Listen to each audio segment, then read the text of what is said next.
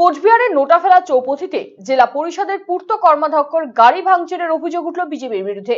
দিনহাটা 2 নম্বর block Trinamool Congress সভাপতি দীপক ভট্টাচার্য অভিযোগ করে বলেন, জেলা পরিষদের পূর্ত কর্মাধ্যক্ষ প্রশান্ত নারায়ণ এবং নাজিরহাট 1 নম্বর অঞ্চল তৃণমূল কংগ্রেস সভাপতি ধনঞ্জয় রায় নাজিরহাট 2 নম্বর গ্রাম পঞ্চায়েতের একটি বুথে তৃণমূলের কোচবিহার লোকসভা আসনের প্রার্থী জগদীশ চন্দ্র বর্মা বসুনিয়া সমর্থনে প্রচার সেরে যখন নাজিরহাটের দিকে ফিরছিলেন, ঠিক তখন বিজেপি আশ্রিত দুষ্কৃতীরা প্রথমে আমার গাড়িতে হামলা চালানোর চেষ্টা করলেও পারেনি, কিন্তু পেছনে থাকা প্রশান্ত নারায়ণের গাড়িতে হামলা চালায়, ভাঙচুর করে।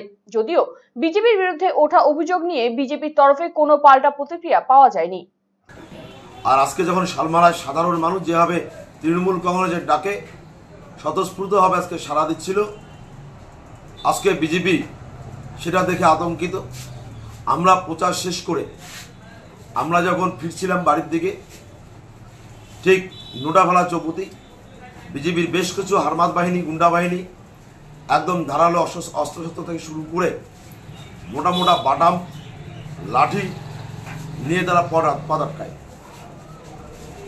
সৌভাগ্যক্রমে আমি তাদের সেই ব্যারিকেড ভেঙে বেরিয়ে আসতে সক্ষম হলেও আমার পিছনেই আমাদের জেলা পরিষদের পূর্তের কর্মাধ্যক্ষ প্রশান্ত নারায়ণ এবং এই অঞ্চলের পার্টির সভাপতি ধনঞ্জয় রায়, তারাও আজকে একটা বুথের দায়িত্ব নিয়ে সেই এলাকার লোকের সঙ্গে নিয়ে প্রচারে বেরিয়েছিল। তারা আমার ঠিক পিছনে ছিল। তারা যখন আসছিল, আমার গাড়িতে আক্রমণ করতে না পেরে, আমার উপর আঘাত করতে না পেরে, পরের গাড়িটার মধ্যে তারা গিয়ে রীতিমতো আঘাত করে, গাড়ি ভাঙচুর করে এবং গাড়িতে থাকা 2 জন আমাদের দলের কর্মী, তাদের উপর আঘাত করে তারা মারাত্মকভাবে আজকে জখম হয়।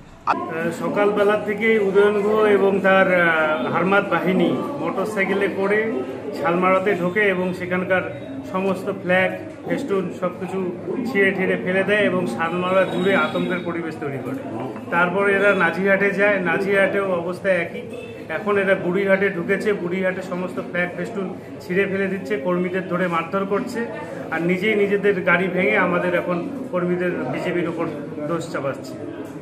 আর এই রাজনীতি করে বেশি টিকে থাকা যাবে না। দিনহাটার মানুষ বুঝে গেছে, সামনের দিনে বিজেপি বিপুল ভোটে দিনহাটায় জয়যুক্ত।